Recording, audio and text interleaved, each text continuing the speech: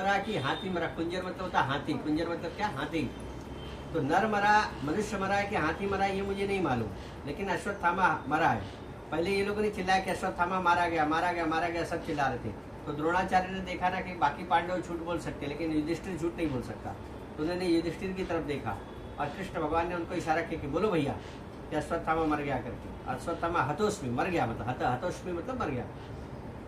तो ये बोलते हैं कि कृष्ण, मैं जीवन में सत्य का मैंने संकल्प लिया, मैं झूठ बोलता नहीं, मैं कैसे बोलूं?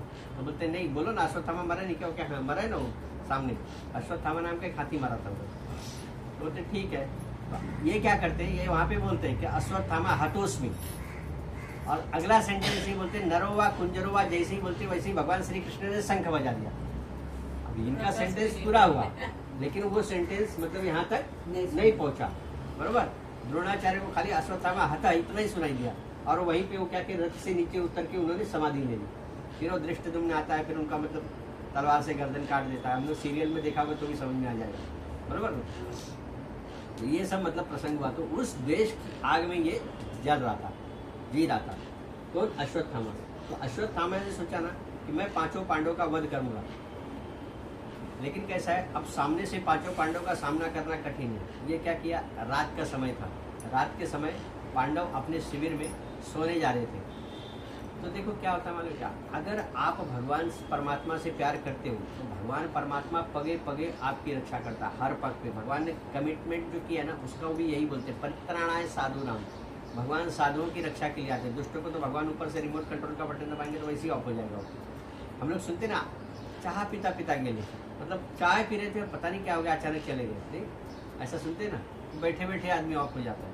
तो भगवान को मारना किसी के लिए कठिन नहीं है। भगवान आते किस लिए, परित्राणाय साधु नाम, लोगों की रक्षा करने के लिए आते हैं। और धर्म संस्थापनार्थाय, धर्म पे जो धूल जमी है, धर्म पे जो कचरा आया है, बरोबर, उसको क्लीन करने के लिए आए थे भगवान। जैसे हमारे घर में शीशा होता है ना, शीशा, शीशे पे अगर धूल आ जाएगी तो हमारा चेहरा हमको क्लियर दिखाई देने वाला नहीं है। तो उसके लिए क्या करना पड़ता है, शीशा साफ करना पड़ता है। ऐसे ही आज क्या है मालूम है, आज हमारे पास धर्म है, ऐसा नहीं कि हमारे पास धर्म है, और जगत का सबसे सुंदर सर्वोत्तम धर्म अपना है, बराबर। लेकिन प्रॉब्लम क्या है कि हम लोग अभ्यास नहीं करते, हम अभ्यास नहीं करते, कभी उससे जुड़ते नहीं, कभी किसी को। अभी हम ही लोग यहाँ पे बैठे ना, हम सब में से किसी को भी बोला जाए कि आप लगातार 10 ऋषियों का नाम लिख के दो, मुझे बताओ, हम 10 ऋषि के नाम नहीं लिख पाएंगे। और हम क्या बोलते हैं, हम सनातनी हैं, बराबर। हमारे 10 ग्रंथों के नाम नहीं मालूम है, हमारा धर्म ग्रंथ क्या है नहीं मालूम है, कुछ पता नहीं है। हम लोग को लगता है क्या कि हमने सुबह अगरबत्ती जलाई, दिया लगाया, भगवान को तिलक कर दिया कि हमारी भक्ति पूरी हो गई। ऐसा नहीं, हमारे पास इतने सारे ग्रंथ हैं, उन ग्रंथों का वाचन करो। सदविचार, अच्छा विचार आएगा कैसे घर में, अच्छा विचार घर में कैसे आएगा, उसके लिए आपको प्रयत्नशील करना है। आपके घर में दिया आपको ही जलाना है, दूसरा कोई आपके घर में आकर दिया जलाएगा नहीं। लोग बोलते हैं ना, पहले घर में दिया जलाओ, बाद में मंदिर में, क्योंकि मंदिर में तो पूरा एरिया जा रहा है दिया जलाने के लिए, लेकिन आपके घर में दूसरा कोई आएगा क्या दिया जलाने, आपके घर का दिया आपको ही जलाना है, बराबर। ऐसे ही हमारे घर में सदग्रंथ होना चाहिए। सदग्रंथ के विचार जब हम पढ़ेंगे, उन विचारों का वाचन करेंगे, तब वो अच्छी बुद्धि हमारे पास आएगी, तब हम अपने बच्चों को भी अच्छा सिखा सकते हैं, बराबर ना। क्या हो रहा है मालूम है, अपने बच्चों की हर जरूरतें जो है ना हम लोग पूरी कर रहे हैं। कपड़ा उसको हम लोग ला के दे रहे हैं, खाना उसको अच्छे से अच्छा नहीं, कुछ है वो बोलेगा आज मुझे दाल चावल नहीं चाहिए, आज कुछ अच्छा खाना है, तो हम लोग तुरंत स्विगी को फ़ोन करते हैं या जोमेटो को फ़ोन करते हैं। आप सिग्नल पे रुकिए, देखिए किसी भी सिग्नल पे 8 गाड़ी है तो 8 में 4 जोमेटो और स्विगी वाले रहते हैं। मतलब आज क्या हो गया मालूम है, आज घर में भोजन नहीं बन रहा है, आज सब बाहर से मतलब परचेज करके, सब रेडीमेड फूड, और रेडीमेड बुद्धि भी चाहिए सबको, मतलब मेहनत नहीं करना है, कुछ कहीं से मिल गया तो बस हो गया, खुद नहीं। कहने का तात्पर्य ये ना कि अच्छा ग्रंथ होना चाहिए घर में, उसका वाचन होना चाहिए, और वाचन करके हमको वो चीज़ अपने बच्चों के साथ शेयर करनी है, बराबर। जिस घर में अच्छे विचारों का चिंतन होता है, अच्छे विचार कहे जाते हैं ना, उस घर में परमात्मा का वास होता है। यत्र यत्र राम कथा तत्र तत्र कृतमिश्रांजलम, यानी जहाँ जहाँ भगवान की कथा होती है, बराबर, वहीं वहीं हनुमान जी का वास होता है, वहीं वहीं भगवान देवताओं का वास होता है। जहाँ भी कृष्ण कथा होती है वहाँ भगवान का स्वरूप है। भागवत क्या है, भगवान का स्वरूप है। तेने वाग्मयी मूर्ति प्रत्यक्ष वर्तते हरि, ये भागवत जो है ना, ये भगवान का जीता जागता स्वरूप है। भागवत में वर्णन आता है कि जब भगवान परमात्मा अपना शरीर छोड़ के जाने लगे, गुजरात में सोमनाथ मंदिर है ना, सोमनाथ मंदिर, सोमनाथ के तट से के पास एक थोड़ा सा एक जगह है जिसको प्रभास कहा जाता है। सोमनाथ के तट के पास जो जगह है उसको प्रभास कहा जाता है। वहाँ एक जगह है, एक वन है छोटा सा, उसको भालका तीर्थ बोलते हैं। क्या बोलते हैं? भालका तीर्थ। कभी कोई घूमने गया होगा तो उसको पता होगा, भालका तीर्थ है। उसी भालका तीर्थ में एक व्याधि था, व्याधि। शास्त्र मतलब कथाकार कहते हैं कि पिछले जन्म में बाली ने कैसे भगवान को बाली को भगवान ने बाण मारा था ना, वही बाली इस जन्म में व्याधि बनकर आया और उसने भगवान कृष्ण को बाण मारा है। और वहीं पे भगवान ने शरीर छोड़ दिया। भगवान बैठे थे तो अपना मतलब एक पैर के ऊपर पैर रख के बैठे थे, और वो व्याधि ने क्या किया, दूर से देखा तो उसको लगा कोई हिरण है और उसने बाण मारा है। भगवान के अंगूठे में वो बाण लगा है और भगवान के शरीर में वो मतलब बाण का विष फैला और भगवान ने वहीं पे शरीर छोड़ा है। उस जगह को बोलते हैं भालका तीर्थ, बरोबर। तो भगवान की ये सब मतलब जो लीला है ये सब है ही है। उद्धव जो थे ना, उद्धव भगवान के परम भक्त हैं। उद्धव को भगवान ने बताया था कि अब मैं जाऊंगा, तो उद्धव बोलते परमात्मा आप चले जाओगे तो जगत को किसका सहारा मिलेगा, हम किसके सहारे जिएंगे। तब भगवान ने कहा कि मैं भागवत में समाविष्ट हो जाऊंगा, मैं भागवत में समाविष्ट हो जाऊंगा। देखो भगवान की अलग अलग प्रकार की मूर्तियाँ होती ना, कई स्वर्ण मूर्ति होती है, कोई पीतल की मूर्ति होती है, कई पत्थर की मूर्ति होती है, कई काष्ठ की मूर्ति होती है। जैसे जगन्नाथपुरी में किसकी मूर्ति है? काष्ठ की। काष्ठ यानी लकड़ी की मूर्ति है भगवान की, बराबर। ऐसे ही ये भागवत क्या है? ग्रंथ रूपी मूर्ति है भगवान का। क्या है ये? क्या है? भगवान का जीता जागता स्वरूप है। भागवत जो है भगवान का स्वरूप है। देखो हम लोग ना ग्रंथ का आदर नहीं करते। अभी यही सिख धर्म में जाओ, गुरु ग्रंथ साहिब, वो लोग क्या बोलते हैं? गुरु ग्रंथ साहिब। वो लोग ग्रंथ को सर पे रख के चलते हो, बरोबर। ग्रंथ को क्या करते? सर पर रख कर चलते। ग्रंथ ही सर्वोपरि माना गया है उनके यहाँ। उनके यहाँ कोई देवी देवता का आपको कुछ नहीं मिलेगा। गुरु ग्रंथ साहिब रहता है, उसी को मतलब वो लोग पंखे से हवा करते रहते हैं, बराबर। उसी की पूजा होती है और उसी के विचारों का वो लोग अनुसरण करते हैं। तो ये ग्रंथ क्या है? ये भगवान का जीता जागता स्वरूप है, ठीक है। तो अश्वत्थामा क्या करता है? पांचों पांडवों को मारने के लिए उनके शिविर में जब जाता है ना, तो भगवान क्या करते हैं? पांचों पांडवों को बोलते हैं कि कहाँ जा रहे होते हैं? बोलते हैं अब भगवान सोने जा रहे, शाम का समय है, ये रात्रि हो चुकी है, अब सोना चाहिए, अब तो सब युद्ध भी खत्म हो गया, आप क्या करेंगे? तो भगवान बोलते हैं सोने मत जाओ, बहुत अच्छा मुहूर्त है, मैंने देखा है, चलो हम सरोवर में स्नान करते हैं, ब्रह्म सरोवर में, और आज स्नान करने का बहुत फल है। अब भगवान को सब पता है, तो भगवान ये पांचों को लेके स्नान करने चले जाते हैं। द्रौपदी जो पांचों पांडवों की पत्नी है, उसको हर पांडव से एक पुत्र है, सुतसेन है, सुतकीर्ति है, ऐसे 5 पुत्र थे उसके। ये पांचों आते हैं तो देखते हैं कि बेड खाली पड़ा है, बराबर, बिस्तरा सबका खाली पड़ा है। तो ये लोग क्या करते हैं? अपने पिता जी के बिस्तर पे ये पांचों सो जाते हैं। जिसका जैसा बेड होता है वो अपने अपने के पांचों बेड पे मतलब कि चले जाते, सो जाते हैं। अब ये पांचों सोए हैं, रात का अंधेरा है, बराबर। रात के अंधेरे में पीछे से मतलब वो जो शिविर था, वो ये था, उसमें तंबू में ये प्रवेश करता है। कौन? अश्वत्थामा। अश्वत्थामा प्रवेश करता है घड़ी मतलब अंधेरी रात में, पांचों का सिर काट देता है, और पांचों का सिर काट के ऐसे मतलब लेके आता है हाथ में, बराबर। अब ये तो प्रसन्न है क्योंकि अंधेरा है, उसको दिख तो नहीं रहा है, खाली इसलिए इसको 5 मुंडी मिली और पांडवों का शिविर इतना ही पता है अश्वत्थामा को, ये पांचों की मतलब मुंडी लेके आता है। और जब दुर्योधन को दिखाता है तो दुर्योधन उसको देख के चिढ़ता है, बोलता है इसको ध्यान से देखो, किसका सर लेके आए हो? अरे मुझे पांडवों का सिर चाहिए था, तुमने तो मेरा वंश ही खत्म कर दिया, ये तो हमारे वंशज हैं, ये तो हमारे कुल के मतलब कुल को बढ़ाने वाले थे। तो द्रोणा ये देखता है तो फिर मतलब उसको अश्वत्थामा को भी मतलब ग्लानि होती है। लेकिन कैसा था कि द्रौपदी आती है, द्रौपदी जब देखती है तो द्रौपदी विलाप करती है जोर से। तो जब जो द्रौपदी जोर से चिल्लाती है, देखती है अपने उसके कक्ष में पांचों पांडवों का मतलब उसके पांचों पुत्रों का मतलब सर कटा हुआ है। तो द्रौपदी जोर से चिल्लाती है तो पांचों पांडव और भगवान कृष्ण जो सरोवर में स्नान कर रहे थे वो सब भाग के आते हैं, सब भाग कर आते हैं। वो लोग देखते हैं यहाँ पर, बरोबर देखते हैं तो क्या करते हैं? भीम और अर्जुन तुरंत भागते हैं इसको अश्वत्थामा को पकड़ने के लिए, कि ये काम अश्वत्थामा का ही है। अश्वत्थामा को पकड़ कर ये लोग लेके आते हैं और उसके बाद बोलते हैं कि अब इसको द्रौपदी का मतलब अधिकार ये है, इसको दंड देने का अधिकार द्रौपदी को, क्योंकि इसने अपराध द्रौपदी का किया, द्रौपदी के पुत्रों का मतलब मारा है। तो जब द्रौपदी के पास लेके आते हैं ना, तो द्रौपदी वहाँ पर देखो क्या होता है मालूम क्या? आपकी बुद्धि का जो परीक्षण है ना, वो विपत्ति काल में ही होता है।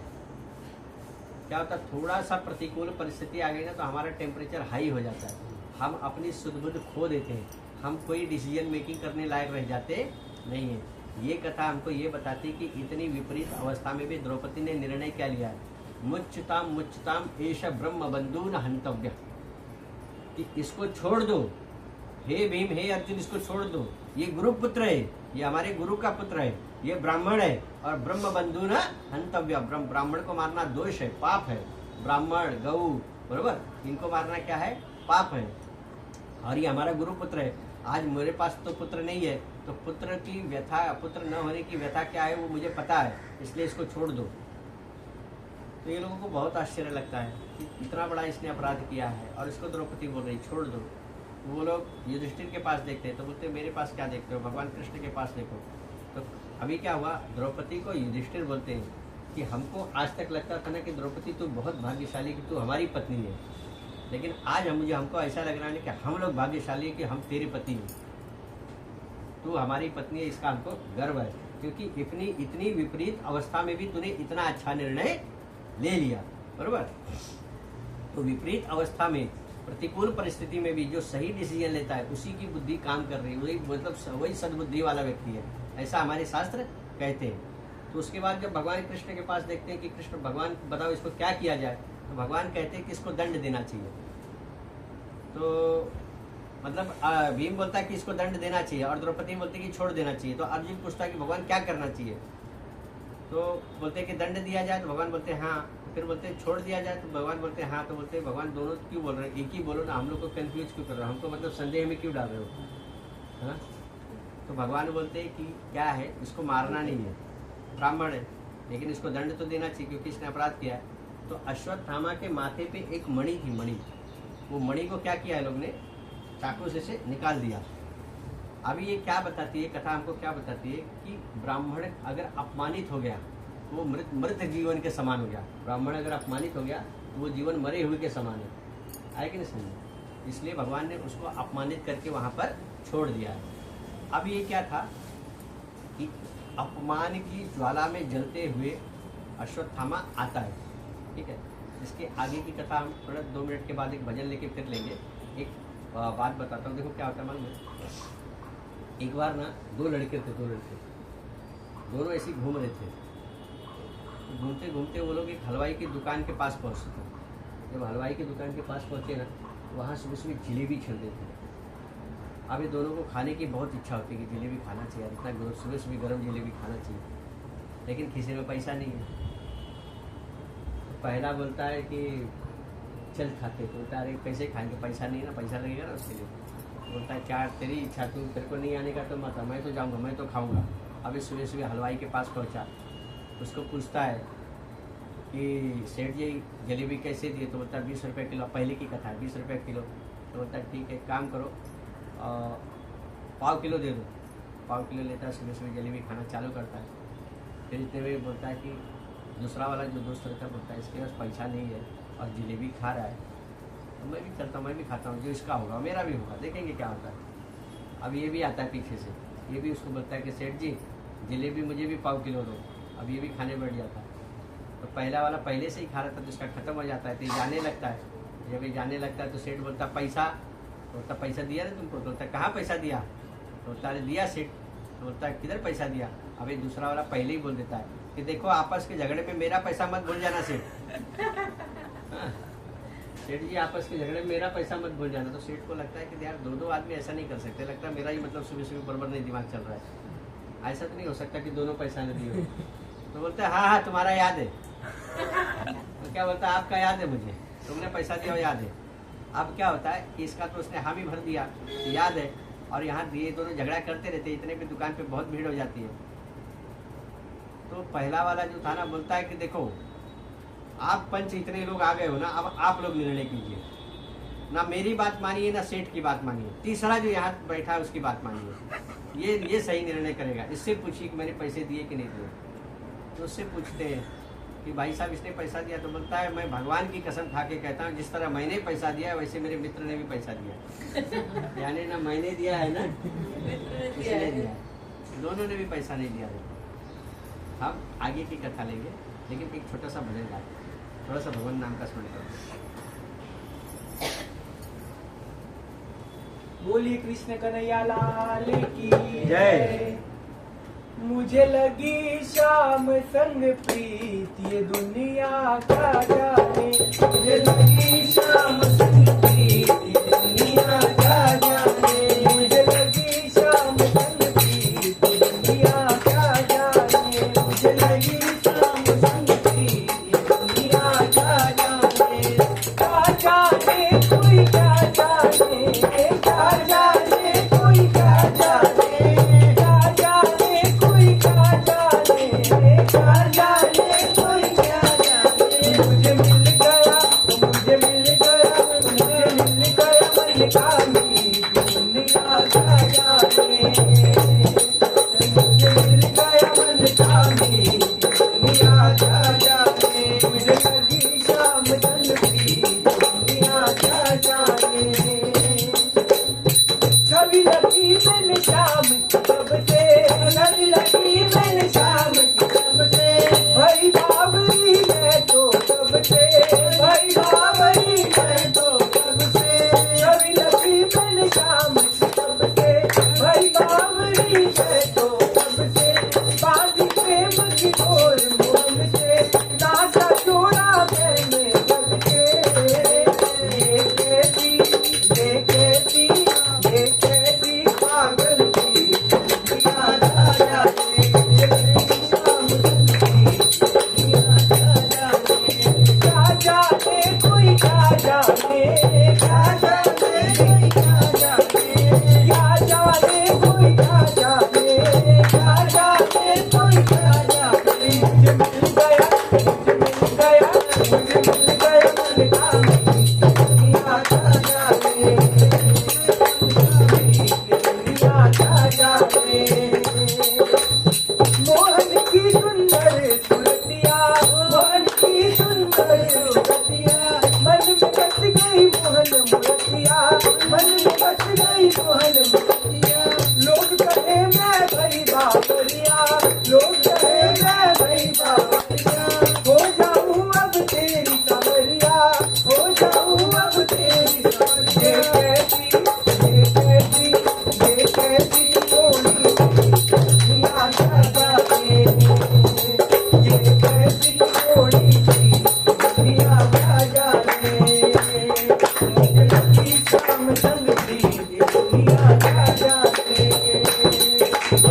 हर दम तो रहूं मस्तानी, हर दम तो रहूं मस्तानी, रूप राज सब रंग मतानी, रूप राज सब रंग मतानी, हेरत हेरत रहूं दीवानी, हेरत हेरत रहूं दीवानी, मैं तो गाऊं, मैं तो गाऊं, मैं तो गाऊं खुशी से दुनिया का जाने, मैं तो गाऊं खुशी से दुनिया का जाने, मुझे लगी शाम संग प्रीत दुनिया का जाने, क्या जाने कोई क्या जाने, क्या जाने कोई क्या जाने, क्या जाने कोई क्या जाने, मुझे मिल गया, मुझे मिल गया, मुझे मिल गया मन का मीत दुनिया का जाने, मुझे मिल गया मन का मीत दुनिया का जाने,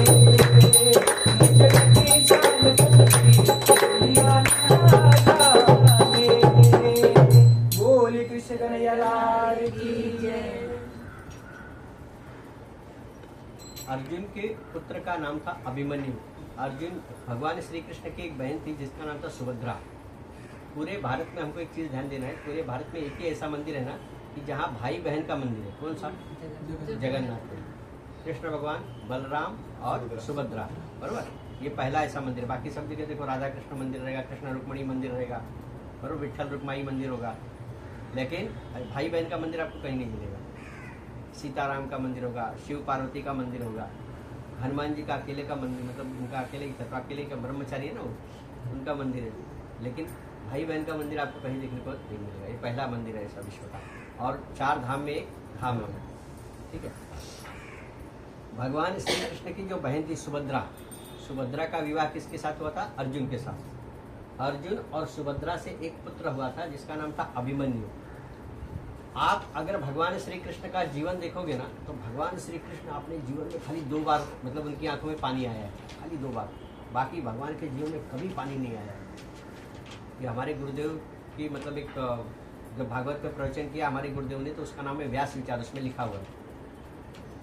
कब एक अभिमन्यु जब शरीर छोड़ता है तब, और एक भीष्म पितामह जब शरीर छोड़ते हैं तब। उसके बाद भगवान कितने आए कितने गए, लेकिन भगवान की मतलब कोई फर्क पड़ता नहीं था। अब अभिमन्यु के शरीर छोड़ने पर भगवान क्यों मतलब ऐसा उनकी आंखों में पानी क्यों आ गया? अभिमन्यु की आयु जो है वो 16 वर्ष की है। 16 वर्ष की आयु है अभिमन्यु की। अभिमन्यु ने अपने माता के गर्भ में चक्रव्यूह को भेदने का मतलब सीख लिया था। चक्रव्यूह को कैसे भेदा जाता है ये मतलब अभिमन्यु ने अपने माता के गर्भ में सीखा था। अर्जुन जो है सुभद्रा को चक्रव्यूह तोड़ने के मतलब मार्ग बता रहे थे। 7 चक्रव्यूह होते हैं, बरोबर। 7 चक्र कैसे तोड़े जाते हैं युद्ध के ये सिखा रहे थे। और 6 चक्रव्यूह तोड़ते तोड़ते मतलब सुभद्रा सुन रही थी, और 7वें चक्रव्यूह के समय सुभद्रा सो गई, और इसलिए वो 7वें चक्रव्यूह को कैसे तोड़ना ये अभिमन्यु को आया नहीं। द्रोणाचार्य के ऊपर दुर्योधन क्रोध करता है कि जो पांडव सेना की सेना है ना, पांडवों की जो सेना है ना, वो मेरी दुश्मन नहीं है, मेरे दुश्मन पांडव है। और आपके अंदर पांडवों के प्रति जो प्यार है ना वो खत्म नहीं हो रहा है। गुरुदेव मैं देख रहा हूँ आपका जो लगाव है ना पांडव की तरफ है। अगर आपका लगाव नहीं है तो अब तक पांडव मरे क्यों नहीं? 5 पांडव में से एक भी नहीं, और मेरे भाई की रोज 1-2 मेरे भाइयों की संख्या कम होती चले जा रही है। तो आप गुरुदेव कुछ ऐसा कीजिए कि मतलब ये पांडव मरने चाहिए। तो गुरुदेव ने क्या किया कि ठीक है, कल मैं चक्रव्यूह की रचना करूंगा। और चक्रव्यूह कौन तोड़ेगा? खाली अर्जुन को आता है। तो अर्जुन को मतलब युद्ध में तुम दूर लेके चले जाना। तो एक मतलब उस समय एक योद्धा था, उसको कहा गया कि आप मतलब इससे अर्जुन को ललकारो, और अर्जुन को ललकार कर तुम रण क्षेत्र से दूर लेके चले जाओ। तो अर्जुन दूर चले गया। अब इनका प्लान क्या था कि अर्जुन दूर चले जाएगा, युधिष्ठिर को बंदी बना दिया जाएगा और युद्ध की समाप्ति की घोषणा कर दी जाएगी, बरोबर। तो ऐसे ही हुआ, वो मतलब अर्जुन को दूर लेके गए। यहाँ ये युधिष्ठिर को मतलब जब बंदी बनाने आए तो सारे मतलब जितने अन्य पांडव थे तीनों, ये सब मतलब युधिष्ठिर की रक्षा के लिए मतलब खड़े थे इनको घेर कर, ताकि युधिष्ठिर को बंदी न बनाया जाए। तो ये समझ गए, तो अभी क्या करेंगे? तो इन्होंने क्या किया, द्रोणाचार्य ने चक्रव्यूह की रचना की। चक्रव्यूह रहेगा तो 100% लोग मतलब अभी आज परास्त हो जाएंगे। चक्रव्यूह की रचना की तो युधिष्ठिर को अभिमन्यु कहता है कि ज्येष्ठ पिताश्री मुझे आज्ञा दीजिए और मैं ये चक्रव्यूह को भेदूंगा, मैं इस चक्रव्यूह को तोड़ूंगा। तो बोलते हैं कि नहीं, मैं कैसे आज्ञा दे दूं? अर्जुन आएगा तो मैं उसको क्या जवाब दूंगा? तो बोलते हैं नहीं पिताश्री मुझे आज्ञा दीजिए।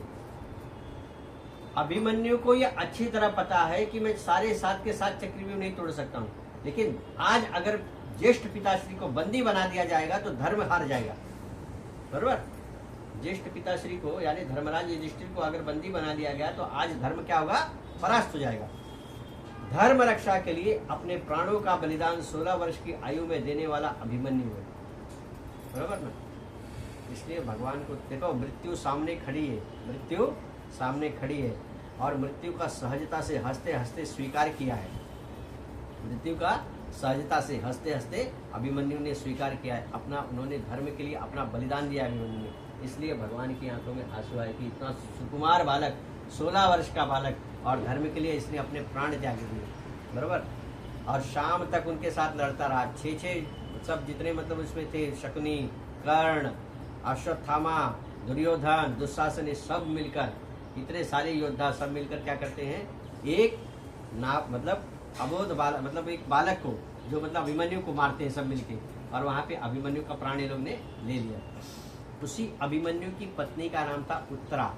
अभिमन्यु की पत्नी का नाम क्या था? उत्तरा, जो विराट राजा की पुत्री थी, बरोबर। तो उत्तरा के गर्भ में अभिमन्यु का पुत्र था, उत्तरा के गर्भ में अभिमन्यु का पुत्र था। अब अश्वत्थामा को इतना क्रोध था कि उसने कहा कि मैं पांडवों का वंश नाश कर दूंगा, और उसने ब्रह्मास्त्र छोड़ा। अश्वत्थामा ने ब्रह्मास्त्र चलाया कि ये ब्रह्मास्त्र जब जाएगा तो परीक्षित मतलब उसके उत्तरा के गर्भ में अभिमन्यु का जो पुत्र है यानी पांडव का जो आखिरी वंश है वो भी खत्म हो जाएगा। तो जैसे ही इसने यहाँ से ब्रह्मास्त्र चलाया तो भगवान ने देख लिया, बरोबर। भगवान ने देख लिया और वहां उत्तरा ने भी मतलब जोर से भगवान को पुकारा है, बरोबर। पाही पाही महायोगिम देव देव जगतपति। देखिए अभी आपको एक चीज बताता हूँ, ये भागवत का वो मंत्र है, जैसे किसी स्त्री का गर्भ गिर जाता नहीं क्या, गर्भ रहता है लेकिन मतलब वो पूरा नहीं होता, उसके पहले उसका गर्भ मतलब गिर जा रहा है। तो ये ऐसा भागवत ऐसा स्पष्ट कहता है, और मैं इसका आपको एक प्रत्यक्ष प्रमाण भी अभी देता हूँ कि इस मंत्र का जाप करने से कभी भी गर्भ गिरता नहीं है। उस गर्भ की रक्षा कौन करते हैं? भगवान परमात्मा। जिसको कभी भी किसी को ऐसा प्रॉब्लम होता है ना कि हमारे बहू को मतलब बच्चा रहता है लेकिन फिर बाद में तकलीफ हो जाती है, तो उसके लिए ये मंत्र है। इस मंत्र को सिद्ध मंत्र ही है। मैं आपको बताता हूँ, हमारे एक मित्र है सावंत करके, दोस्त है हमारे, उनका सेम प्रॉब्लम था।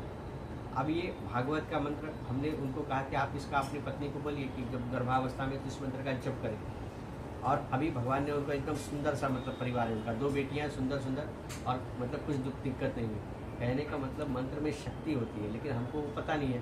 अभी कैसे पता चलेगी? जब हम कहीं अच्छी जगह जाएंगे, कभी भागवत की कथा सुनेंगे, तब वो पता चलता है कि क्या क्या इसमें कितने कितने सुंदर सुंदर मटेरियल। गजेंद्र मोक्ष की कथा है, गजेंद्र मोक्ष की कथा, उससे बोलते कभी भी किसी के ऊपर कैसा भी कर्ज होगा, ऋण मुक्ति होती है, उससे जीवन में सुख आता है, बरोबर। परब्रह्म परमात्मा की प्राप्ति होती है। ऐसे बहुत सारे मतलब सब बहुत बहुत बहुत 18,000 श्लोक है। कितना हम लोग याद करेंगे? एक भी पारायण करेंगे तो भी जीवन का उद्धार है। लेकिन कैसा है, हमको पता नहीं कि हमारे पास खजाना है, बरोबर ना। कैसा है ना, एक बार एक घर पे एक जावई आने वाला था खाने, जमा था, क्या बोलते, दामाद भोजन के लिए आने वाले थे। अब उसने क्या किया कि जावई घर पे आ रहा है खाना खाने के लिए, तो उस जो सास थी उसने बोला कि अभी दामाद आ रहे तो सब अच्छा अच्छा खाना बनाने चाहिए घर पे। तो सब अच्छा अच्छा खाना बनाया उन्होंने, बासुंदी बनाई, मतलब जो भी उनको आता था, पूरी बनाई, अच्छे 2-3 सब्जियां बनाई, जीरा राइस, मतलब जो भी था सब अच्छा अच्छा अच्छा अच्छा भोजन बनाया उसने। वो जमाने में पापड़ लोंचा जितना होता था सब सब सब 56 भोग तैयार कर दिए, बराबर। 56 भोग तैयार कर दिए कि आज हमारे जमाई आ रहे हैं, उनको हम लोग मतलब खूब अच्छा जिमाएंगे, उनका खूब स्वागत करेंगे। अब क्या हुआ, जमाई आते हैं, उनके सामने पीढ़ा रखा जाता है, पीढ़े के अगल बगल रंगोली निकाली जाती है, वहाँ पे धूप लगाया जाता है कि खूब सुगंधित धूप का मतलब अच्छा अच्छा धुआं रहेगा। उसके बीच में मतलब वो चारों बाजू रंगोली निकाली गई, फिर वहाँ ताट ऐसा मतलब थाली सजाई गई। उतने में क्या था कि उस घर में एक छोटा बालक था, वो घूमते घूमते वहीं पे मतलब शौच कर देता है, बराबर। शौच कर दिया तो अब इतनी जल्दी कहाँ, अब तो रंगोली डाल दी गई, थाली सजा उठी, सब हो गया, अब इतनी जल्दी उसको कैसे साफ किया जाए। तो सास ने क्या किया, उसके ऊपर एक टोप उल्टा करके रख दिया, टोप उल्टा करके रख दिया कि नहीं ये देखेंगे और मतलब कोई दिक्कत नहीं होगा, आराम से भोजन कर लेंगे। अब वो जमाई को बैठाया गया, बराबर, जमाई को बैठाया गया, थाली परोसी गई, उनको बोला गया कि, और सास पंखा लेके, पहले जमाने के सब पंखा होता था हैंड वाला, वैसा लेके मतलब उसको यही कर रही थी, हवा दे रही थी कि खाइए, भोजन ग्रहण कीजिए, कैसा है भोजन ग्रहण कीजिए। जमाई पहला निवाला जैसे ही खाने गया ना, तो उसका ध्यान टोप पे गया कि सासू माँ के मन में क्या है, कि टोप के नीचे क्या छुपा के रखा है इन्होंने, मुझे क्यों नहीं दिया ये पदार्थ, इनके मन में जरूर कुछ है, बराबर। हमारे यहाँ एक कहावत है कि कन्या राशि सदा स्थितो जमाता 10वां ग्रह, दामाद को 10वां ग्रह बताया गया है। जैसे 9 ग्रह कैसे प्रभावी होते हैं हमारे ऊपर, ऐसे दामाद को 10वां ग्रह कहा गया शास्त्रों में। ये ग्रह है, इसको शांति नहीं होती, इसको सब दे दो ना तो भी इनको शांत होने वाले लोग नहीं, मतलब ऐसा पहले ऐसा लोग बोलते थे कि उसको उसकी इच्छा पूरी नहीं होती, उनको कुछ न कुछ चाहिए हमेशा। अब ये भोजन कर ही नहीं रहा है, तो सास बोलती है कि जेवा ना, वाढलंय आता, ताट वाढलंय आता, सर्व आले, तुम्ही जेवा। बोलते कसं काय जेवायचा, ते काय लपून ठेवला पहिले सांगा। तो बोलते अहो जाऊ द्या, तुम्ही जेवा ना। बोलते नाही, जोपर्यंत तुम्ही सांगणार नाही तोपर्यंत मी जेवणार नाही, सांगा पहले काय लपून ठेवलं। अब वो सास बेचारी पंखा मार रही कि आप खाना खा लीजिए, खाना खा लीजिए, लेकिन वो खाने को तैयार ही नहीं है।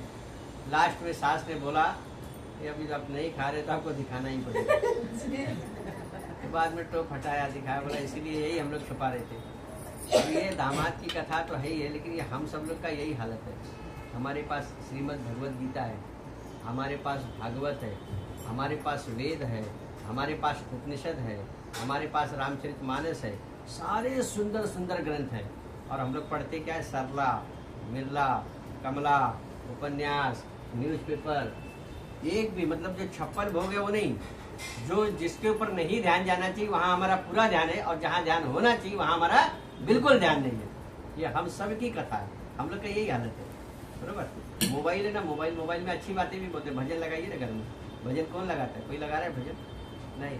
और रील आता है, रील उसा घसते घसते घसते घसते घसते घसते 4-5, जब तक मोबाइल मुँह पे गिरता नहीं, जोर से नाक पे लगता नहीं, तब तक कंटिन्यू चालू रहता है, कंटिन्यू कंटिन्यू कंटिन्यू। एक हमारे गुरुदेव तो बोलते किसी दिन उंगली घस जाएगी, ध्यान देना। मतलब हम लोग को कितना एडिक्ट हो चुका है, कितना एडिक्ट हो चुका है, कितना हमको नशा हो गया उसका। जहाँ हमारा हमको जाना है सतमार्ग को छोड़ के बाकी सब मार्ग पे हमारा ध्यान है। हमको वो सब चीजें दिखाई देती है, और वो जो हमारे पास जो चीजें हैं वो नहीं दिखाई देती, बाकी हमको सब दिखाई देता है। तो उत्तरा ने क्या किया? भगवान को पुकारना चालू किया। क्या कि पाहि पाहि महायोगी देव देव जगतपति, हे परमात्मा मेरे गर्भ की रक्षा कीजिए। बरोबर, तो भगवान परमात्मा वहां आते हैं और उत्तरा के गर्भ में जो जीव है उसकी रक्षा करते हैं। बरोबर, परमात्मा द्वारा रक्षित परीक्षित, वही परीक्षित, ठीक है। अच्छा, एक और ये क्या है, खाली परीक्षित की ही रक्षा करते क्या भगवान? हमारी रक्षा कौन कर रहा है? हमारे हमको गर्भ में कौन संभालता था? हमको गर्भ में जो फूड लगता था उसको कौन ला के देता था? जो भी हमको उस समय ऑक्सीजन की जरूरत थी ना गर्भ के अंदर, तो ऑक्सीजन की सप्लाई कौन करता था उस समय? भगवान करते थे। मतलब जो भी हमारे जो भी इंटरनल प्रोसेस थे वो सारे प्रोसेस कौन कर रहा था? भगवान परमात्मा ही तो कर रहा था। तो हम सब की रक्षा भी कौन कर रहा था? भगवान परमात्मा। हम लोग कौन है? हम भी परीक्षित ही है। हम भी क्या है? परीक्षित। हमारी रक्षा भी कौन करता है? परमात्मा ही करता है। बरोबर ना? और देखो, कभी भी हम कथा सुनने बैठो, कभी भी कथा सुनने बैठो कहीं भी, तो परीक्षित बन के ही सुनना है। अगर परीक्षक बन के कथा सुनने बैठ गए तो एक शब्द समझ में नहीं आएगा। और हम लोग का क्या मालूम, यही मस्ती रहती है। मैं अपना बता रहा हूँ, मेरा खुद का। मैं कहीं कथा सुनने बैठता तो अभी तो यही बोलेगा, अभी तो यही प्रसंग आएगा, अभी यही प्रसंग आएगा। ये जो है ना, फिर क्या होता है, वहाँ पे हमको कुछ समझ में नहीं आएगा, कथा हमारा साथ छोड़ देती है। इसलिए परीक्षित बनकर, परमात्मा के द्वारा रक्षित बनकर, मतलब परमात्मा के द्वारा ही रक्षित है, लेकिन परमात्मा के विचारों के जानने की इच्छा हमारे अंदर जागनी चाहिए। ये भी परमात्मा परीक्षित का दूसरा अर्थ है।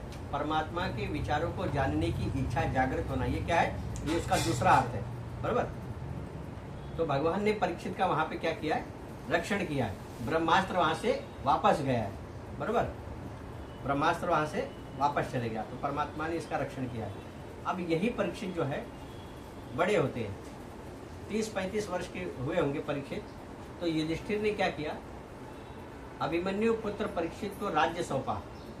हस्तिनापुर के राजा, हस्तिनापुर का उनको क्या है? दिल्ली। दिल्ली का पुराना नाम क्या था? हस्तिनापुर। बरोबर, तो दिल्ली का मतलब यहाँ हस्तिनापुर का राज्य परीक्षित को देके वो वहाँ से चले जाते हैं। वहाँ पे आगे महाभारत में कथा आती, स्वर्गारोहण पर्व की। 5 पांडव स्वर्ग की ओर प्रस्थान कर लेते, मतलब तप करने के बाद वहाँ पे। आप परीक्षित जो थे ना, परीक्षित के मन में एक दिन आता है ना कि मैंने अपने पिता, मतलब अपनी दादी के मुख से सुना है, द्रौपदी के मुख से, कि मेरे पिता, मेरे ज्येष्ठ पिताश्री, मेरे काका श्री, ये लोग बहुत मतलब बलवान थे। ये लोग अपने समय पे इस भूमि के सबसे बड़े वीर थे। तो देखता हूँ कि इन्होंने क्या क्या मतलब जीता है। खजाने में जाते, खजाने में, जहाँ खजाना रखा हुआ था, बरोबर, खजाने में जाते हैं ना, तो देखते कि वहाँ बहुत मतलब इनका धन धान से सब पूरा भरा हुआ था घर इनका। एक दिन परीक्षित अपने राज्य में भ्रमण कर रहे थे, तो उन्होंने देखा एक जगह एक कली ना, मतलब एक काला सा आदमी था, एकदम काला आदमी, एकदम कली पुरुष, बरोबर, राक्षस की तरह। और वो क्या कर रहा था? एक गाय और एक बैल को मार रहा था। गाय और बैल को कली पुरुष क्या कर रहा था? मार रहा था। तो उसने इसको रोका और बोला, क्यों मार रहे हो इनको? और उनको पूछा कि कौन हो, तो वो बताते। वो बैल बोलता है कि मैं धर्म हूँ, और ये गाय कौन है? ये पृथ्वी है। मैं क्या हूँ? धर्म हूँ, और गाय जो है ये पृथ्वी है। तो ये जो कली जो है ना, कली हमको यहाँ रहने नहीं दे रहा है। मतलब वहीं से कलयुग का प्रारंभ हुआ है। समझ में आ रहा है ना कथा? वहीं से क्या हुआ? कलयुग का आरंभ हुआ है। तो परीक्षित को क्रोध आता है। परीक्षित उसको मतलब बाण से मारने जाते हैं, इसको कलयुग को। तो कलयुग को जब मारने जाते हैं ना, तो कलयुग बोलता है कि महाराज मैं मानता हूँ कि मेरे अंदर दुर्गुण बहुत है, लेकिन मेरे अंदर एक गुण भी है। तो बोले क्या? बोले कलयुग केवल नाम आधारा, सुमिर सुमिर नर उतना ही पारा। बाकी सतयुग में आपको तप करना पड़ा, यज्ञ करना पड़ा, धर्म करना पड़ा, दान करना पड़ा, तब जाके आपको भगवत प्राप्ति होती थी। द्वापर में भी यही अवस्था थी, त्रेता में भी यही अवस्था थी। लेकिन जब मैं हूं ना प्रभु, तो मुझे भगवान का ऐसा आशीर्वाद है कि कलयुग में खाली भगवान का नाम भी लोगे, खाली राम राम बोलोगे तो भी जीवन का उद्धार है। ये मेरी एक मतलब मेरे अंदर ये बहुत बड़ा गुण है। तो बोलते ठीक है चल मुझे मैं तुझे छोड़ता हूँ, लेकिन तू मेरी राज्य से हट जा, तो यहाँ नहीं रहेगा। तो बोलते फिर मैं कहाँ जाऊँगा महाराज, मुझे शरण तो दीजिए, आप तो इतने बड़े मतलब धर्मात्मा राजा के मतलब पौत्र हैं। तो बोलते हैं ठीक है। तो परीक्षित ने इसको जगह दिया रहने के लिए, किसको? कलयुग को। कलयुग को रहने के लिए क्या दिया? चार जगह दिया। कहाँ? द्यूतम, जुआ, मदिरा पानम, शराब, व्यभिचारम मतलब परस्त्री का साथ, बरोबर, और हिंसा। ये 4 जगह दिया उसको, कलयुग को। किसने दिया? परीक्षित ने। तो कलयुग बोलता है अरे महाराज कैसा कैसा जगह दियो, एक आध तो अच्छा जगह दो। तो फिर बोले ठीक है, स्वर्ण में भी तुम्हारा वास होगा, स्वर्ण में भी आपका वास होगा। स्वर्ण में भी क्या होगा? कलयुग का वास होगा। कलयुग यानी दुर्गुण, कलयुग यानी दुर्बुद्धि, समझ में आ रहा है? कलयुग यानी दुर्बुद्धि। तो उसको बोले कि स्वर्ण में भी तुम्हारा वास होगा, सोने में। बोले ठीक है। अब वहाँ से ये घर पे आते हैं, अब जब खजाना चेक कर रहे हैं अपना, तो उसमें कैसा था कि भीम ने जरासंध को मार के जरासंध का मुकुट लाया था। इन्होंने क्या किया, ये मुकुट बहुत अच्छा है, तो जरासंध का मुकुट उन्होंने पहन लिया। अब उस क्या इन्होंने स्वर्ण में रहने के लिए आज्ञा दी थी ना उसको, कलयुग को बोला था कि स्वर्ण में भी तुम्हारा वास है।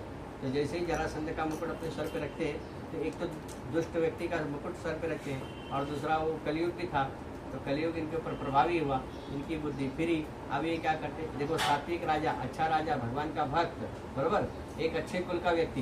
लेकिन क्या होता है कि जब गलत चीज को धारण कर लेंगे तो बुद्धि भ्रष्ट होने में समय लगता नहीं है। अब इनकी बुद्धि फिर गई। अभी जाते हैं शिकार पे, शिकार पे जाते हैं, पूरा दिन शिकार करते, लेकिन शिकार मिलता नहीं। जोत की प्यास लगती है, बहुत तेज की प्यास लगती है। प्यास लगती है तो वहाँ पर एक कुटी दिखाई देती, कुटी में एक शमिक ऋषि थे। शमिक ऋषि, शमिक ऋषि का नाम भागवत में कहीं भी नहीं है, कभी नहीं। तो हम लोग पढ़ेंगे, पढ़ते रहेंगे, बोलेंगे महाराज ने कहाँ से बता दिया। शमिक ऋषि का नाम महाभारत में है, बरोबर। गीता खंड का 2 भागवत है, गीता प्रेस का, खंड 1 खंड 2। तो हम लोग पढ़ेंगे तो ऐसा मिलेगा नहीं, वो उसमें दिया हुआ है महाभारत में। तो शमिक ऋषि के गले में इन्होंने क्या किया, वहाँ एक सर्प पड़ा था मरा हुआ, वही सर्प इनके गले में उन्होंने डाल दिया। किसने? परीक्षित ने।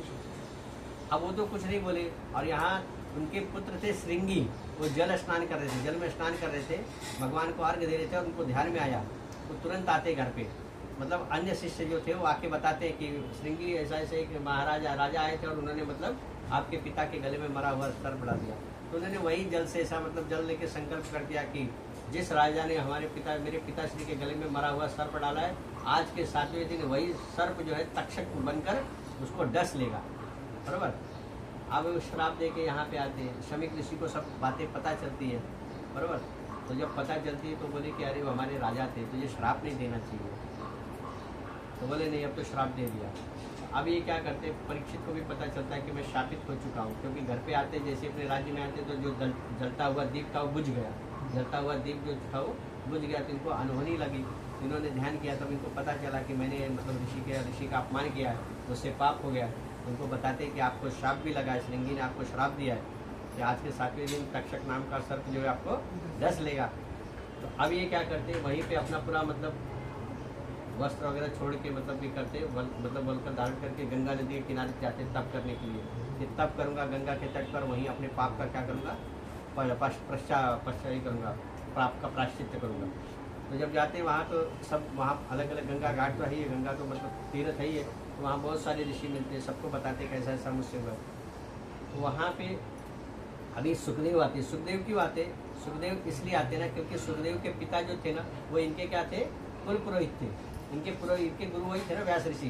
तो ये लोग मतलब व्यास ये आते हैं, जब आते हैं सुखदेव जी, तो सुखदेव जी ने क्या कहा कि मेरठ है, मेरठ उत्तर प्रदेश में एक जिला है मेरठ, मेरठ में गंगा का जो तट है वहाँ एक बरगद का वृक्ष है, उस बरगद के वृक्ष के नीचे, वट वृक्ष के नीचे भगवान सुखदेव ने परीक्षित को बैठाकर भागवत की कथा सुनाई है। ठीक है, भागवत जो है ये कथा त्रयी है, ये संवाद त्रयी कहा जाता है। भागवत को क्या कहा जाता है? संवाद त्रयी। भागवत की कथा 3 अलग अलग जगहों पे चल रही है। सबसे पहली ये कथा चलती कहाँ पर? नैमिषारण्य में, उत्तर प्रदेश में सीतापुर नाम का एक जिला है, जहाँ पे नैमिष नाम का एक तीर्थ है, नैमिष, बराबर। नैमिष तीर्थ पे सूत नाम के ऋषि हैं, बराबर। रोमहर्षण एक ऋषि थे, रोमहर्षण। रोमहर्षण ऋषि के 17 पुराणों की कथा जो है रोमहर्षण ने सुनाई है। और 18वां जो पुराण है यानी भागवत पुराण की कथा जो है उगश्रवा नाम के एक ऋषि थे। उगश्रवा ऋषि, वो भी सूत ऋषि थे क्योंकि वो रोमहर्षण के पुत्र थे, बराबर। और वो जो थे व्यास के क्या थे? शिष्य थे। उगश्रवा ऋषि किसके शिष्य थे? व्यास के। यानी सुखदेव जी के क्या हुए? वो गुरु भाई हुए, क्योंकि सुखदेव जी के भी गुरु कौन है? व्यास ऋषि। पिता भी है और गुरु भी है, ठीक है।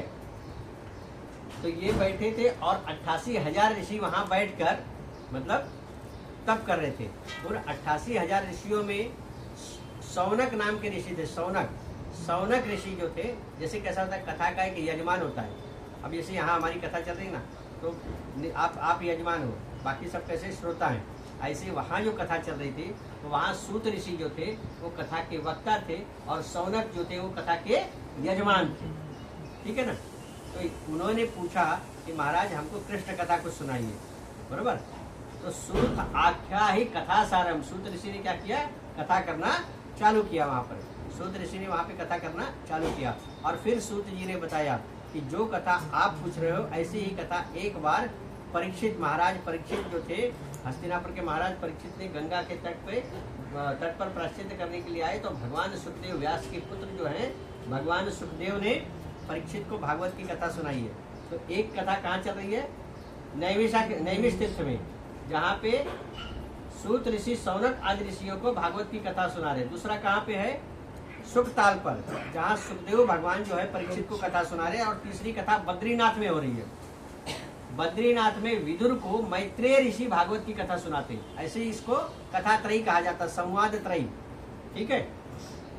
और चौथी कथा हमारे घर में चल रही है, बरोबर है ना। चौथी कथा हम लोग कर रहे हैं, मतलब कहने का मतलब अभी सब जगह कथा हो ही रही है ना, कहीं ना कहीं कथा चालू है। तो ये जो मैत्रेय ऋषि है, एक ध्यान रखना है ना कि विदुर जो थे ना, विदुर महाभारत के युद्ध में 2 लोग अब्सेंट थे, 2 लोग छोड़ के चले गए थे। कौन 2 लोग?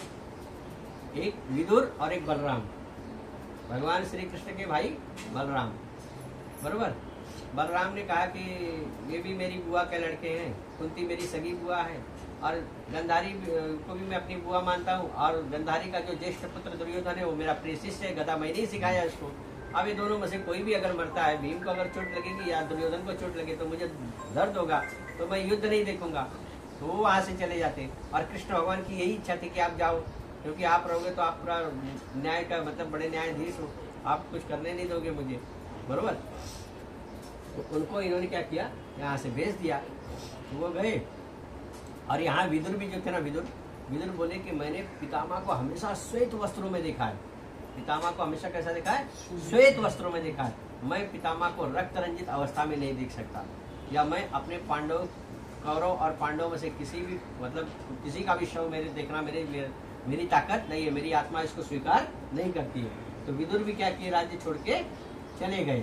और यहाँ बलराम भी छोड़कर चले आए थे। ये 2 लोग महाभारत के युद्ध में नहीं थे, ये ध्यान रखने जैसा, मतलब ध्यान रखने वाला बात है। तो विदुर जब आते हैं ना, तो विदुर को पहले मार्ग में उद्धव मिलते हैं। उद्धव जो कृष्ण के भक्त थे। अब उद्धव जो है इनको बता रहे, किसको? विदुर को, कि विदुर आपको विदुर पूछते कि कृष्ण कैसे, क्योंकि कृष्ण के परम भक्त थे। मालूम है ना, दुर्योधन की निष्ठा त्यागी साग विदुर में खाई, सबसे मीठी प्रेम सगाई, बरोबर ना। ये उनसे बहुत प्यार करते थे। तो ये जैसे ही उद्धव को देखते, देखो जब 2 अच्छे लोग मिलते ना तो संवाद होता है, और जो जब 2 दुष्ट मिलते हैं तो विवाद होता है, बरोबर ना। अब ये दोनों भक्त हैं, कृष्ण भी, उद्धव भी कृष्ण भक्त है और विदुर भी कृष्ण भक्त है। तो कृष्ण उद्धव से पूछते हैं कि भगवान कैसे हैं, अभी मतलब क्या कैसे चल रहा है उनका। तो उद्धव बोलते हैं कि विदुर, मुझे मतलब दुख के साथ कहना पड़ता है, लेकिन मुझे क्या बताऊँ, भगवान शरीर छोड़ के चले गए, भगवान शरीर छोड़ के चले गए। लेकिन विदुर, भगवान जब शरीर छोड़ के जा रहे थे ना, तो भगवान आपको याद कर रहे थे। ये सोचो कि ये जीवन का कितना बड़ा भाग्य है। इससे बड़ा भाग्य क्या होगा? इसको थोड़ा सा सोचना चाहिए कि जगत का पिता अपने मतलब जगत से जाते समय जिसको याद करता हो वो कितना भाग्यशाली होगा, वो कितना भाग्यशाली होगा। विदुर कितने भाग्यशाली थे, कितने मतलब महान थे। क्या रहा होगा विदुर के पास, कितनी शक्ति रही होगी उनके पास कि भगवान ने अपने जीवन के अंतिम क्षणों में किसको याद किया है? विदुर को याद किया। भगवान उद्धव बता रहे हैं, उद्धव विदुर को बोलते हैं कि विदुर, भगवान ना आपको याद करते, भगवान आपको पूछ रहे थे भगवान जाते समय। और भगवान ने मैत्रेय को कहा, भगवान उस समय भगवान के पास मैत्रेय ऋषि थे, भगवान का और मैत्रेय का संवाद हो रहा है। और उद्धव बोलते हैं कि भगवान मैत्रेय ऋषि को बता रहे थे और भाग्यवशात मैं भी वहां पहुंच गया। देखो ये बड़े लोग का यही खासियत होता है, बड़े लोग कोई श्रेय नहीं लेना चाहते, कभी कोई श्रेय नहीं लेते। अरे वो भगवान के भक्त थे, भगवान बहुत प्यार करते हैं, भगवान उद्धव को बहुत प्यार करते हैं। लेकिन उद्धव ये नहीं बोलते कि मैं मतलब वहाँ था और मुझे भगवान ने मतलब ऐसा नहीं, वो बोलते भाग्य बस मैं भी वहाँ पहुँच गया। बराबर। अब क्या बोलते कि मैत्रेय मेरा विदुर आएगा ना, उसको ये भागवत सुनाना, उसको ये भागवत सुनाना, उसको मेरा ये स्वरूप दिखाना। बराबर। वो जरूर मुझे पूछेगा। विदुर को उद्धव बोलते हैं कि मैं इतना ही जानता हूँ उद्धव, विदुर मैं इतना ही जानता हूँ। उद्धव बोलते हैं विदुर को कि विदुर मैं इतना ही जानता हूँ। इसके आगे का सारा प्रसंग जो है ना ये आपको मैत्रेय ऋषि बताएंगे। ये देखिए उद्धव को सब पता है, उद्धव को सब पता है, लेकिन कैसा है बड़े लोग ना कोई भी श्रेय नहीं लेना चाहते। उन्होंने क्या कहा कि ऋषि की महिमा बढ़ानी है, गुरु की महिमा बढ़ानी है। बराबर। इसलिए उन्होंने क्या कहा कि आगे का प्रसंग कौन कहेगा? आपको मैत्रेय ऋषि बताएंगे। आप बद्रीनाथ जाइए, वहाँ मतलब मैत्रेय ऋषि के आश्रम में मैत्रेय ऋषि आपको आगे की कथा सुनाएंगे। तो तीसरा जो भागवत का संवाद है वो कहाँ पर हो रहा है? मैत्रेय ऋषि के आश्रम में, बद्रीनाथ में मैत्रेय ऋषि के आश्रम में संवाद हो रहा है। कहाँ? वहाँ विदुर कौन है? यजमान है। मैत्रेय ऋषि कौन है? वक्ता है, यानी मतलब हाँ वक्ता है। बरोबर ना। यहाँ पे भगवान सुखदेव वक्ता है, परीक्षित कौन है? यजमान है। नैमिष में कौन है? सौनक क्या है? यजमान है। और सूत ऋषि कौन है? वक्ता है। बरोबर ना। कथा व्यास, इसको व्यास कहा जाता है, व्यास। यहाँ पर वक्ता को व्यास कहा जाता है क्योंकि व्यास की पीठ पर बैठकर जो कथा करता है वो। देखो क्या होता है ना, व्यासपीठ की बहुत महिमा है, व्यासपीठ के बहुत नियम है। अभी क्या होता है मालूम है, रंगमंच को कुछ भी रहेगा ना, मतलब तो कोई कार्यक्रम का मंच रहेगा, उसको भी नेता जहाँ खड़े रहते हैं दुनिया भर की मतलब अपशब्द इस्तेमाल करते हैं, उसको भी व्यासपीठ। आम्ही यांना बोलवतो व्यासपीठावर यांनी यावे, मतलब सबको बुलाते नहीं क्या मैं ऐसी प्रार्थना करता हूँ कि आप व्यासपीठ पे आइए, आप व्यासपीठ पे आइए। और व्यासपीठ पर से क्या होता है, शास्त्र ऐसा कहता है कि व्यासपीठ से कभी किसी की निंदा नहीं करनी है और कभी किसी की स्तुति भी नहीं करनी है। व्यासपीठ से सिर्फ व्यास की विचार जानी चाहिए, इसी को व्यासपीठ कहा जाता है। बराबर। लेकिन अभी ऐसा है नहीं, अभी निंदा भी चल रही है, स्तुति भी चल रही है। व्यासपीठ पे बोलते हैं व्यासपीठ और उधर फिल्मों के गाने बजा रहे हैं, तो व्यास का अपमान है। ये सब सोचना चाहिए। क्या है मालूम, हमारी बुद्धि है ना, बुद्धि के भ्रष्ट हो चुकी है, भ्रष्ट इसमें इतना कचरा आ गया ना, हमको किसी की कोई महिमा पड़ी ही नहीं, हमको किसी को कुछ पता ही नहीं है, हमको कुछ आता जाता नहीं है, हमको पता ही नहीं कि महापुरुषों का कितना महत्व है, उन्होंने कितना त्याग किया, कितना बलिदान किया। बराबर ना। एक मतलब पूरा संस्कृति के लिए पूरा बलिदान दे दिया अपने जीवन का, अपने जीवन में कोई सुख होगा ही नहीं वो लोगों ने। बराबर। इतना दुख मतलब वो लोगों ने उठाया है, हमारे क्यों उठाया उन्होंने, सोचो ना।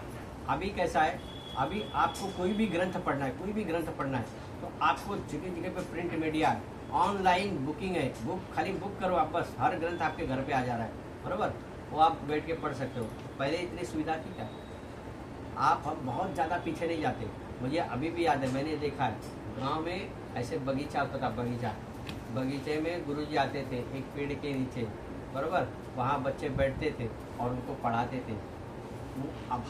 अभाव में उन्होंने सरस्वती माता की वंदना की है, अभाव में सरस्वती पूजन किया है और उनकी बुद्धि जागृत हुई है और उनका ज्ञान प्राकट हुआ है। बराबर। लिखने के लिए पेन नहीं होता था, पेपर नहीं होता था, मालूम है ना, बांस होता था, बांस की नरकट बनाते थे। फिर उस दवात होता था, दवात यानी एक ऐसी बोतल होती थी, उसके अंदर शाही होती थी, उससे लिखते थे। हमारे गांव में एक पटरी होती थी, पटरी यानी एक फल्ली होता था, फल्ली को क्या करते थे, कोयले से ऐसा रगड़ते थे, काला करते थे, काला करके फिर ऐसे ऐसा पत्थर टाइप का खड़ू होता था, उससे लिखते थे। मतलब कितना कितना कष्ट करके लोगों ने विद्या का संचय किया है, और आने वाली पीढ़ी तक ये अच्छे विचार हमारे बच्चों तक जाने चाहिए, बरोबर ना। पत्तों पे लिखते थे, ऋषि जो थे पत्तों पे लिखते थे, बरोबर ना। मोर पंख से लिखा जाता था, पत्तों पे लिखा जाता था, कैसे कैसे कंठस्थ किया होगा।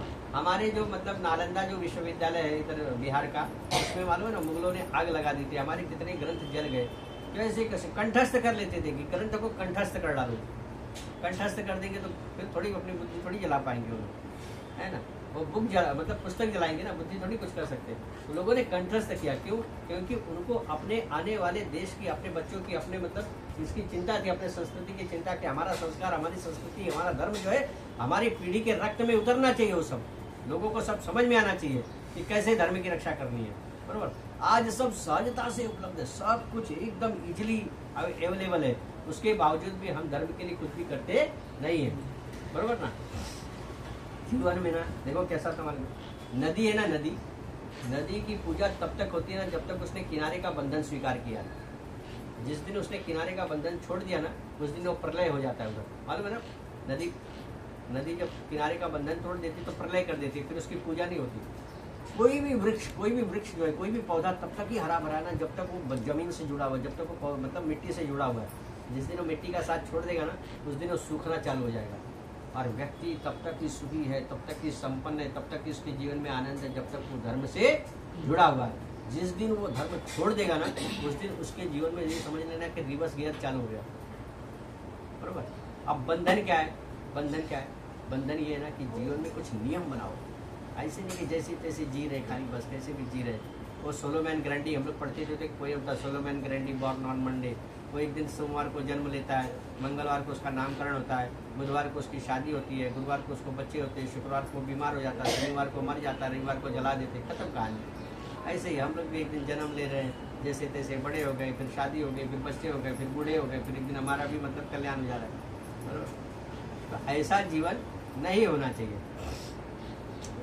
हमारा जीवन कैसा होना चाहिए जी? भगवान, बराबर ना। हमारा जीवन कैसा होना चाहिए? नियम होने चाहिए। नियम बने यानी कैसा? जीवन में ये नियम बनाओ, कम से कम हफ्ते में एक दिन मंदिर जाओ, हफ्ते में एक दिन मंदिर जाओ। जिस देवता की आप उपासना करते हो, जिस भी देवता की आप पूजा पाठ करते हो, उस देवता के मंदिर जाओ।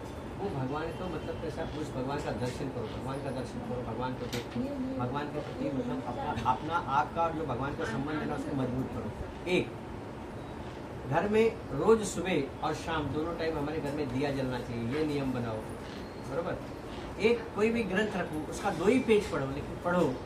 तो जब कुछ नियम बनाएंगे अपने जीवन में, बरोबर, और जो भी आपका ध्येय है ना, ध्येय के प्रति समर्पित रहो। कोई भी ध्येय है आपका कि मुझे मतलब ये करना, कोई भी काम आपने संकल्प लिया होगा जीवन में, उसके प्रति समर्पित रहो, उसके प्रति कटिबद्ध रहो, बरोबर ना। जल्दी उठना है। जब तक त्याग नहीं होगा ना जीवन में, तब तक जीवन को खुशबू नहीं आएगी। जिसने जीवन में त्याग किया है ना, उसी के जीवन में खुशबू होती है, और वही जो है विश्व में वंदनीय होता है, वही विश्व में पूजनीय होता है। जिसके जीवन में मतलब कोई ध्येय नहीं है, कोई उपासना नहीं है, कुछ नहीं है, खाली बस जैसे तैसे मतलब जी रहे, जीने का मतलब ऐसे जीवन का कोई मतलब होता नहीं है। हमारे इधर एक मंत्र आता है, मनुस्मृति नाम का एक ग्रंथ है, मनुस्मृति, बरोबर। स्मृति किसको कहते हैं? स्मृति जैसे मैंने मान लो ये भागवत ग्रंथ पढ़ा, फिर भागवत पे मैंने अपने विचार जो लिखे ना, उसी को स्मृति कहा जाता है, बरोबर। याज्ञवल्क्य स्मृति है, मनु स्मृति है, पराशर स्मृति है, वशिष्ठ स्मृति, ऐसे अनेक स्मृतियां हैं। बहुत सारे लोगों को खाली मनुस्मृति ही मालूम है, उसके आगे का मालूम नहीं है, बरोबर। मनुस्मृति में एक श्लोक आता है, आहार निद्रा भय मैथुनंच समान में तत् पशु समाना। हम लोग खाना खाते हैं, कुत्ता भी खाना खाता है, बरोबर ना। हम लोग सोते हैं, कुत्ता भी सोता है। हमारे बच्चे होते हैं, कुत्तों के भी बच्चे होते हैं। हमारे अंदर भय है, कुत्ते के अंदर भी भय है, तो फिर हमारे में और कुत्ते में फर्क क्या है? एक दिन ऐसे एक जगह हमने ऐसा प्रश्न किया कि हमारे में और जानवर में क्या फर्क है? जो काम जानवर कर रहा है वही काम हम भी कर रहे हैं, हमारे अंदर एक्स्ट्रा क्या है? तो बोलता है, अरे महाराज जैसे कैसे बोलते हो, हमारे पास बुद्धि है। तो मैं बोला, जानवर के पास बुद्धि नहीं है? अरे अभी हाथी को केला दो तो खा लेता है, और पैसा दो तो महावत को दे देता है, उसको कैसे समझता है? बुद्धि है तभी तो समझ रहा है। हम लोग 15, 17 साल, 18 साल पढ़ने के बाद जो कोई ऐसा मैप बनाते हैं ना, कोई बिल्डिंग का नक्शा बनाते हैं, और बिल्डिंग खड़ी होती है तो उसमें लीकेज होता है, चिड़िया कहीं पड़ने जाती है क्या? लेकिन वो जो घोंसला बनाती है उसमें से वाटर लीकेज नहीं होता है, उसमें से पानी लीकेज नहीं होता है। कितना बढ़िया घोंसला बनाती है, मकड़ी कितना अच्छा जाल बनाती है ना? तो बुद्धि है ना, है कि नहीं है? हाँ, अभी एक कुत्ता ही मान लो, कुत्ता अपने घर के मेंबर लोग को बराबर पहचान लेता है, कोई नया आएगा तो भूखना चालू करता है, उसको कैसे मालूम पड़ता है? बुद्धि है तभी तो मालूम पड़ता है, ठीक है ना? कहने का मतलब सब जानवर सबको सब बुद्धि विद्धि है, फर्क एक ही होता है, क्या? धर्मे हितेशा मध्य को विशेष धर्मे नहीं ना पशु भी समान। अगर व्यक्ति के जीवन में धर्म है, व्यक्ति अपने जीवन में धर्म यानी कर्तव्य सत्कर्मों का पालन करता है तो वो मनुष्य है, अन्यथा वो पशु है। धर्मे हितेशा मध्य को विशेष धर्मे नहीं ना पशु भी समाना। जिसके जीवन में धर्म नहीं वो क्या है? वो पशु है। ठीक है, आज की कथा को हम यहीं पे विश्राम देते हैं, कल फिर मिलेंगे, कल फिर हम प्रार्थना करेंगे।